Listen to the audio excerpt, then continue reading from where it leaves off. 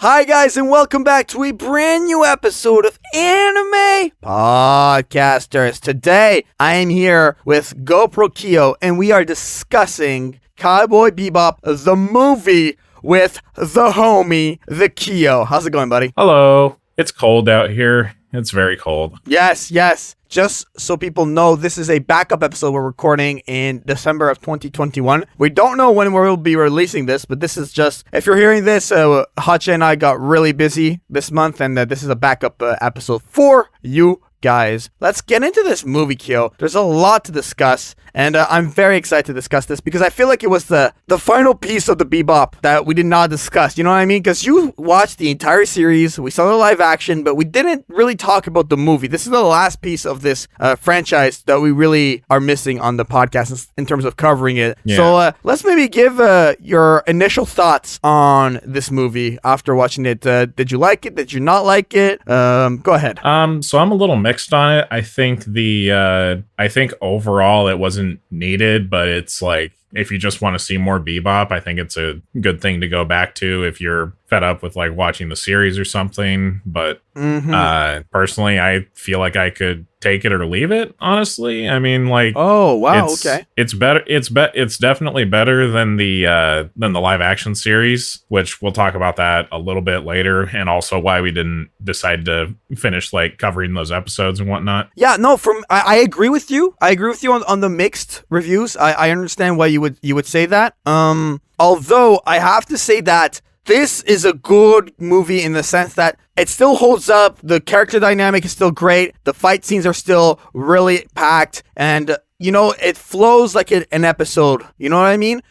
And what I mean by that is that you can watch this detached from the series, I feel like. Obviously, you would know that Ed's a character and you would see Faye if you never watched Bebop before. But I feel like it stands separate from the series. You see what I mean? I do feel like it can be watched on its own because of how episodic Bebop is. I suppose so.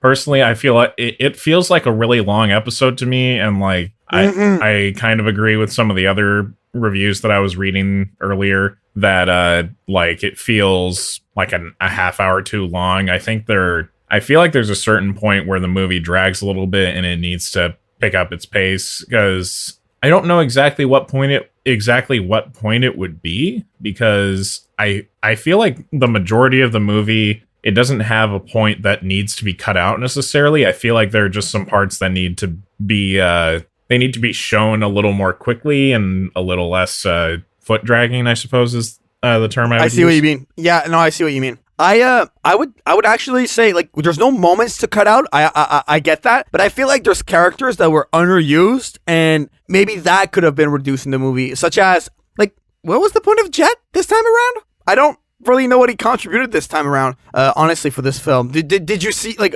after watching it, did you feel like he had a big impact? Do you feel like he could have been left out? Because I really didn't see, and he's a very main character. You know, he's not the flagship character like Spike, but he's definitely an important one in the series in general. But in this movie, I didn't feel like he really left a mark. I mean, the majority of the time, he really hasn't contributed to a whole lot aside from the opening scene in the convenience store. Beyond that, he kind of contributes to the climax a little bit, but he's not directly involved with it. So I think maybe they could have utilized Jet a little bit more. Maybe give Elektra's screen time to him, because she was pretty pointless, actually. Oh yeah, you felt like she was pointless? What is her purpose? I feel like she was a cool rival to Spike and a warm up for Vincent. You see what I mean? And I also like that she wasn't like a direct ally, but she helped out a little bit. I felt like it was cool to have like a neutral character in there, because it's like it supported the storyline a little bit. That's the only I don't think she was pointless, but I don't think once again she felt like a character that could have been, that did not have a big impact. That's how I viewed her personally. Well, like, I feel like the issue with Elektra is like she's just in there as like supposed to be like an agent for the government that's like trying to cover up the whole project that Vincent was a part of. Yeah. But right, I don't remember her character in the slightest. She doesn't really have a personality outside of like being, or like, she doesn't have a personality outside of just being the role that she's supposed to have in the movie. Whereas, like, even though I didn't love Vincent as a villain, I feel like I knew his purpose. I kind of got an idea of his personality. Like, I get Vincent, but I feel like the both of them were not very strong characters. They're not as strong as, say, like, what was her name? Like the pregnant woman from the first couple episodes where they're like going after the drug. Like, I remember her personality. She was hopeful. She wanted to like get away from the syndicate life and just start over, but because she was so ingrained in it that she was unable to leave it, because the syndicate and the government just wouldn't allow her to leave that. And like, that's how her story ends. But like with Vincent, like with Elektra, I don't know her character. Her personality is virtually non-existent. The only thing that she kind of contributes is that meme that everybody reuses, is the "I love a woman who can kick my ass" meme, but that's still Spike saying that line.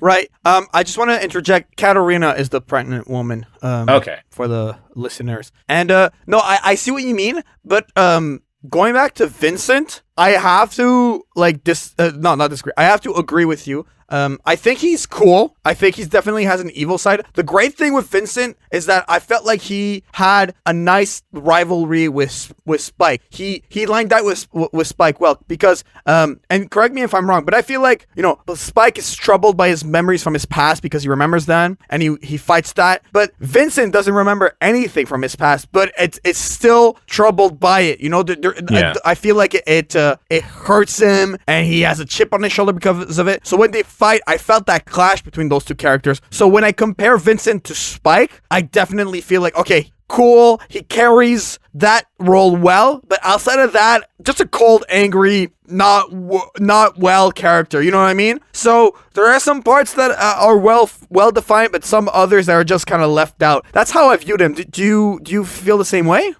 So I don't hate him. I think he's well written. And like I feel like everything I needed to know about him was conveyed through the movie. And I do agree that I think he's a good parallel to Spike, especially in terms of they have a very similar backstory, minus the syndicate stuff. Basically, they feel very similar. And I feel like Vincent would have been like, if they fleshed Vincent out a little bit more, because I feel like his overall plan to like use the chemicals in the marbles, I don't understand exactly why he feels the need to do that. I feel like a character like with his backstory would probably just be somebody who's like just sitting on the side of the road getting drunk and just like trying to forget his past or something. Instead, they go for the crazy military person who can't really adjust to society sort of angle. Right. That's not really explored, and I feel like I feel like there's a little bit more to explore with Vincent's character. I think he carries the movie fine as an antagonist. It's not great, but I feel like it's a good starting point to kind of flesh things out more. I think the idea of just maybe exploring the guy who can't quite adjust to civilian life after being through a war would have been a more interesting character, instead of somebody who lost their memory and then decides, I'm going to destroy this world by using this chemical that I'm immune to. Do you see where like that just doesn't quite mesh? It's quite detached, but yeah. I would like to ask you, the way this movie is set, from my research, it's towards the latter half of the series. Like, if you had to place this, it's like right before the crew kind of breaks up and like Spike goes off against Vicious for the final battle. I feel like Vincent as a character is like the final villain before Vicious. That's the way I view him in the Cowboy Bebop timeline. So I would like to ask you, how do you feel like Vincent sets up the end of the Cowboy Bebop series if someone were to watch the movie in between the episodes it's supposed to take place in? I feel like it would fit, and like I said, the movie feels just like a bunch of episodes pulled together. Like, it feels like a two-parter that was put into one movie. Right. The issue with me, I think, is the pacing, and I think there's a lot of time spent just kind of exploring the world a little bit, but we already kind of know it. We're kind of here for the the movie because we know the world and we want to see more of it. We're much more interested in the characters specifically. Right. And I feel like there's not a lot of focus on them, but I really do like how we explore Spike from an outsider's perspective a little bit, because there's the scene in the jail cell where he's talking with Elektra about like how they're almost describing how similar him and Vincent are. And I think that's really interesting. And right. No, but in answer to your question, I don't know. I think that it does feel like a couple episodes that take place between a certain point in the show, but the way that they set Vincent up as being stronger than Spike, and that kind of gives you the idea, oh, this could be like more similar to like what Spike's rival, his mirror character, or like what he could have ended up as if he went down a slightly different path. But since it's not explored, I feel like there's not a lot to glean from it in the final product. Yeah, of course. I just feel like, in general, as a villain, he's like, I think you wrote it perfectly in the Google document we used for this. Like, he's passable. You know what I mean? Yeah. Like, I'm not disappointed, but I'm not, like, over the moon either. Like, he's just kind of, like, in that, it's fine. It's cool. It's not crazy. Yeah, he fits the role he's supposed to be in, and like he carries the movie just fine. I do have a small issue with him. I didn't care for like the fact that he holds Faye hostage for a little while, and then it gets a little uncomfortable in that scene. I agree. I know exactly. Yeah, I completely agree. I kind of get what the point is. I think the point is for us to like kind of understand that Vincent is actually a little insane, but it also comes off as like just a creepy perverted character. Totally creepy. A creepy perverted character honestly could do the exact same scene and it would come off differently. But I feel like it's also a scene that's just not needed, and he kind of just decides out of nowhere that he wants to save Faye for some reason, and then they just drop that out of nowhere. So I feel like it's really, that specifically is really pointless. Completely agree. Just stepping away from Vincent, I just want to kind of go over the main crew and just get your thoughts on like their impact on the series. Mm-hmm. So what was your thoughts on Spike throughout I think Spike did a really good job personally. I really was happy with how his story was developed. He did the action scenes really well. We'll get into the action scenes definitely. But I was really satisfied with Spike on this one. What about you? Like I said, I feel like Spike is he's really the star of the movie, because most of the time is spent with just seeing like how he does things and like the way he sees the world. And I also really like how at the end it kind of loops back to the beginning of the movie. So it's like a nice bookend on the beginning and the end, and it kind of helps us kind of contextualize the fact that that Vincent and Spike are supposed to be very similar, especially with the way the ending, he sees the butterflies, and that's some imagery that's in the movie earlier, where we're discussing like why Vincent is insane, basically because of the anti-drug or whatever it is. But I agree with you. I think that Spike's personality and his character arc really comes through. Also, I feel like part of the point is that he doesn't really learn anything. He's not supposed to learn anything. He just goes through life and his life ends, for those of you who have seen the show. He's not supposed to grow all that much. He's already at a point where he's already grown, and seeing him not change is kind of part of the experience of knowing Spike as a character. Absolutely. What about Ed? How did Ed do for you? I'm fine with Ed. I don't hate Ed. I think Ed comes in and does what they're supposed to do. Their whole purpose is to be the hacker, and they're a very different kind of hacker. They're very eccentric, very weird, but also really young, so it's kind of supposed to not make sense. Okay, right on. What were your thoughts on Faye then? So I don't think she developed a whole lot differently in the movie or in the show. That, again, like I said, I feel like most of the characters are supposed to be stagnant, and we're just understanding like the way they do things and like just how they are as people and what makes them so interesting. And Faye in the movie doesn't really change much. I do think that they show like a relationship between her and Ed. It's kind of a big sister, little sister relationship, and it's kind of cute. I think it's I just find it cute, really. I think that's the most I can glean from that, honestly. Okay, I see. Okay, let's step away from the characters. I want to talk about my favorite scene. Mm-hmm. The opening scene. The opening scene is so Bebop-esque to me and definitely set up the movie to make me very happy. Hey, you with the headphones, are you listening to me right now? Hey, I'm gonna shoot this old lady. I'm typical villain number 3. You know, it's like, so, it was just so well set up, you know, and I love how, like, Jet and Spike are bickering, like, you said there was this many. Why is there another one over here? Like, oh, well, the information was wrong. Well, clearly, our source wasn't right. Yeah, it was so perfect, and I loved it. I love the opening scene. Just great opening scene. Did you love it, or what were your thoughts? Oh, yeah.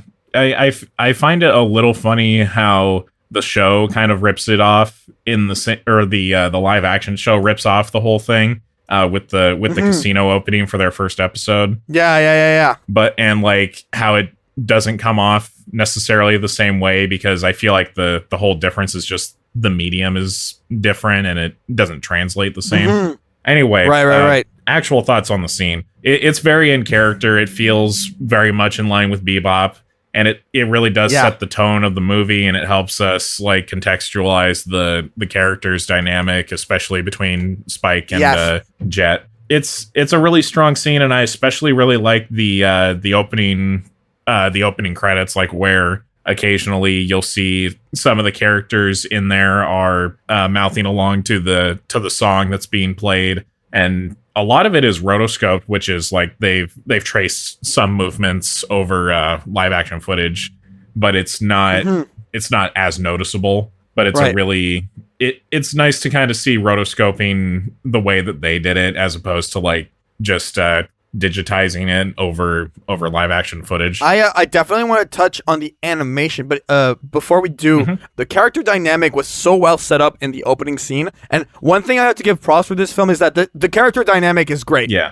All the way through. That they definitely nailed. Like the crew is Bebop as can be, and that's just something I really wanted to highlight. They still know how each character acts and how each character would react to just about everything. So it feels like I said, that's why it still feels like a Bebop episode, but also doesn't. Yes. I feel like the missing component is the villain needed to be fleshed out a little bit more, and like we could understand them a little bit better, or maybe just change the backstory of the villain a little bit. I mean, but yeah, it's still a serviceable anime movie. It's not perfect, but I think it's still a good one to like sit down if you've got like an hour and a half to kill. Yes, absolutely. Let's get your thoughts into the animation, and then I eventually want to bleed into the action sequences. Yeah, we can definitely do and that. Everything of that. So give me your general thoughts on the animation, and when you feel ready, please get into the action sequences. So go ahead. Yeah, so for me personally, I think the animation is actually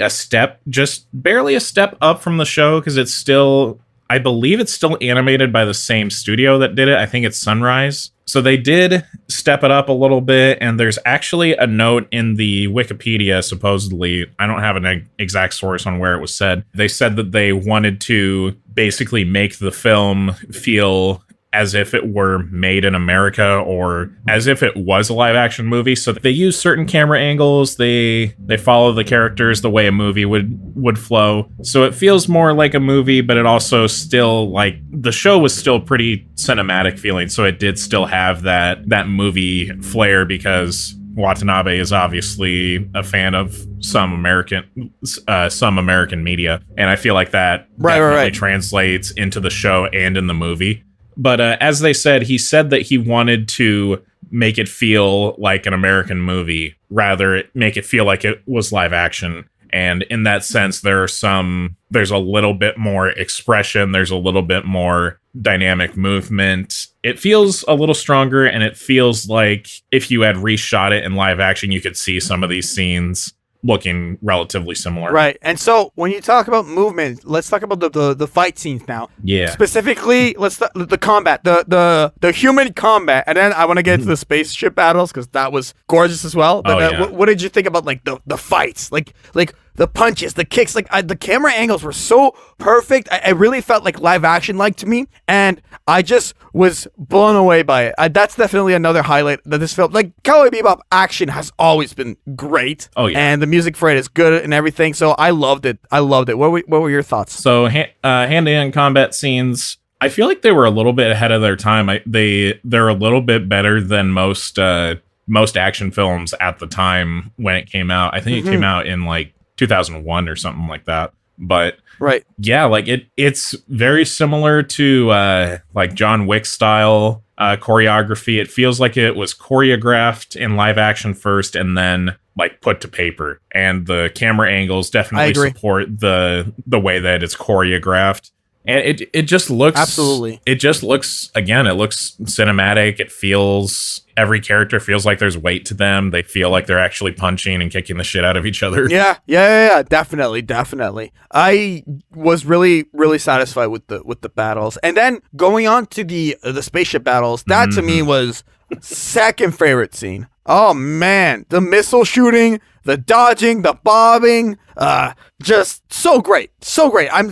I loved it as well. So what did you think of that? I kind of felt like I was watching like a Star Wars scene or something. Going back to what I said earlier about like him saying, or that Watanabe saying that he wanted it to mirror a live action movie, it definitely does. Like, because there are some shots that you wouldn't necessarily see in the anime. Like there's a shot that I remember very specifically. I think it's a shot where the Spike Starfighter is making a quick it's like going past the camera and making a turn, and the missiles are following him, and then it goes into like a shot where he shakes off the missiles and they all hit a bunch of these pieces of metal, and it feels very much like something you'd see in like Star Wars or in Outlaw Star.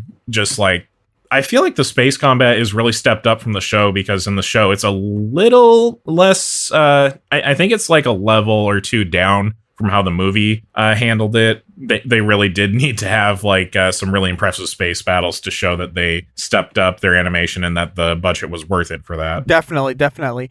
Music time, bro. Music time. Time to it's all you, dude. Thank Yoko Kanno for her existence, because this movie's music, man, you can't tell me it's not epic. I am so happy with this, because for me, Cowboy Bebop, the series, has always had a mixture of musical genres, whether it be Western, jazz, opera, straight up rock. But what I love the most about the music is that we had these like Arabic elements, you know, that like kind of flowed in and out, like the instruments and everything. It just was so complete and well put together. I loved it. I loved the music. And through my research, I even found out there is this album called Cowboy Bebop Knocking on Heaven's Doors, Future Blues, released by the Seatbelts. It's all on Spotify, and it's the movie soundtrack, and it was great. It was, once again, Yoko Kanno outdid herself. What were your thoughts on the movie, this music? Overall, the music is, again, I think it's another step up from the show. Like, the show had all its original music.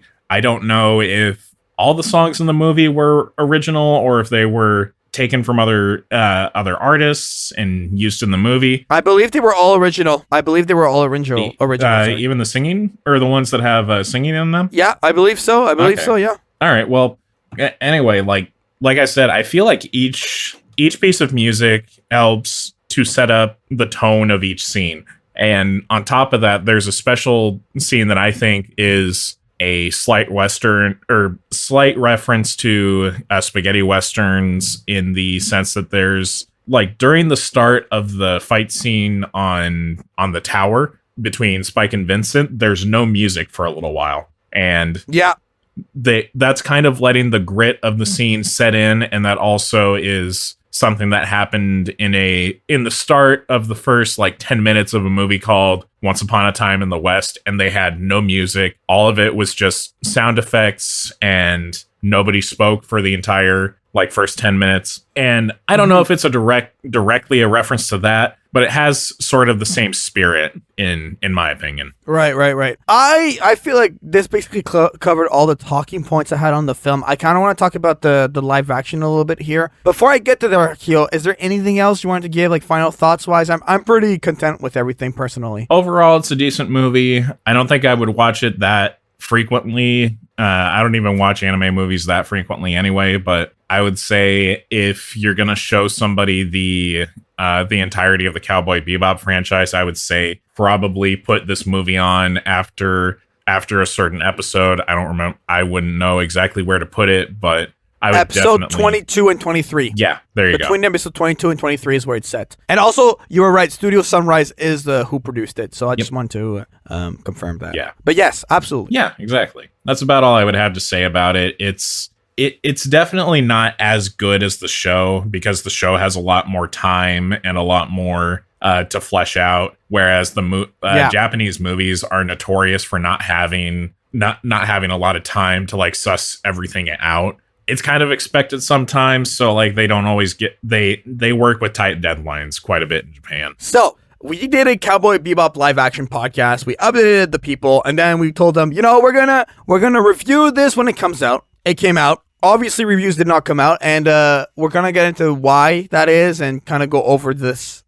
Your brief thoughts on the Cowboy Bebop live action, Kyo. What were they when you watched this live action? First episode is decent. I think the show overall is just okay. I don't think it's horrible, but I feel like there's a little bit of disconnect from animation to live action, and I think that's just something you can't really fight against. There are some things that you kind of just have to embrace, and some things you kind of have to leave behind. Yeah, okay, I see. But I will say, I feel like Spike and Jet were the strongest performances in the show. I only saw the first couple of episodes, but once Faye joined in, I wasn't really a fan of Faye's performance. I thought Faye was trying a little too hard. I agree with you when you say it was fine. Here's the good thing. We had the Dragon Ball live action, which was horrible. Mm-hmm. And then we had the Death Note live action, which was better, but still pretty bad. And now we're at a level where this is fine. This is okay. This is a 6 out of 10, a 5 out of 10. I am seeing an improvement, which feels like to me like the disconnect is getting smaller and smaller between live action and anime. I do feel like it's something that's conquerable, adjustable, and doable, but we're not there yet. I just think that the only anime live action so far that's done it well is Alita Battle Angel. Hotshot told me to watch it. I watched it, and I was satisfied with it. So I don't think that the disconnect is impossible. But personally, yeah, the series was fine. It was okay. And the reason why we didn't recap it was because it was just okay. I was just not like as excited as about it. I felt more excited about the updates than the actual series. That was that. And then it got canceled, which was kind of like the nail in the coffin of like, it got canceled. I think that speaks for itself. And it was only a couple days after the show had come out, I believe, when we heard about that too. Exactly. Like a week at tops. Mm-hmm. So how do you feel about the cancellation, Kyo? I feel bad that everybody lost their jobs on that one and they have to move on to another project. I'm kind of indifferent to it. I don't think it now that I saw the show and saw a direct comparison, I'm okay with it. I think there was a lot of good stuff in it. I think, like I said, Spike and Jet were strong. The camera work was really good. The making it look a little gritty, make the camera look a little dirty. There was a lot of techniques that I think can be taken from this and moved on to like a better project. But I think that there are some projects that deserve to be done in live action, but I don't think Bebop is one of them. Now that I've seen it, right. the way that I thought about it, I feel like I'm watching a really expensive cosplay production, which is not really. Okay. It's not meant to be detrimental or derogatory towards the show, but it just doesn't feel like the same as Bebop. It has its own independent flavor to it. But I feel like it should have just done something original using inspiration from Bebop, maybe. Or heck, it could have just said like, this is based on Bebop and we're taking it in our own direction, which they said they did, but it still seems a little too afraid to veer away. And when it does veer away, especially with like the first episode, the end of the first episode has a preview of Vicious. That's not a bad idea, but I feel like the way that they didn't convey strongly enough what they were going for. And quite frankly, I wasn't really afraid of Vicious in this version. It just didn't translate for me all the way. It's not, like I said when we were doing the updates, it's not going to be as good as the original. I feel like it's going to be okay at best. And it kind of was. that's about the most that I have to say about it. I think it's a good pickup point for the next live action series they'll make. I think there was one or two. I saw like a Yu Yu Hakusho one being discussed. Really? I think. So we'll see what happens. I definitely know that I have a strong feeling that there's going to be another live action anime. I feel like this is going to continue to occur. This can be used to be improved upon, and with time in the 2020s, these live action animes will get better and better. So that concludes that. Mm-hmm. I want to now wrap things up. So thank you so much for listening to this episode of the podcast. GoProKyo, if people want to hire you for freelance art services because you do all the art for the podcast and it's fantastic, where can people find you? So you guys can find me on Twitter at GoProKyo. I just made a Linktree page where you can find all of my stuff, including my website. My website has a hire info tab. So if you go to the website, it should say my site or website, and it will take you to my website. I designed the whole thing myself using the Wix program online. All the assets are made by me, and if that's not enough for you, you can also look through my gallery, see all the stuff that I've made beforehand, all my digital, my physical stuff, and there's also a hire info tab if you guys want to see what my rates are. I'm not doing animation right now because I'm not confident in it right now. I'm trying to build up my animation portfolio, and maybe eventually I'll open commission for that. But right now, I'm currently open for commissions. If you guys want any artwork done for your channel, t-shirts, pretty much anything. So just, you guys can reach me on there, and my email is also on there. Jaian? Perfect. Yes, if you want to follow the podcast, it's at Anime Podcasters on Facebook. You can find us in your favorite podcatcher by typing in Anime Podcasters. You can rate this podcast on ratethispodcast.com/anime podcasters. Take the survey in the description to let us know what your thoughts on the episode were. You can also apply to be a guest if you're interested. We have a Discord server for that. All the links in the description is where you can find more about the podcast. Please go give Hotshot a follow. He streams on Twitch. He hosts the podcast with me, and he's fantastic. All of his information will be linked in the description. And for myself, I am at JaianMusic on social media. YouTube.com/JaianMusic is my channel where I post my main content. And if you just want to find me on other social media platforms, just JaianMusic.com. Links to everything else, by TikTok, Instagram, Tumblr, Discord. Everything is linked through JaianMusic.com. So go over there. I'm an audio engineer. You can hire me for freelance audio services over there. All my information, demo reels, portfolio will be found there. So that's it. Thank you so much, GoPro, for coming on this episode with me. I really appreciate it. And for myself, GoProKyo, and Hotshot, who is here in spirit, this has been another episode of Anime Podcasters. This has been another episode of Wasting Time with Us. Yes.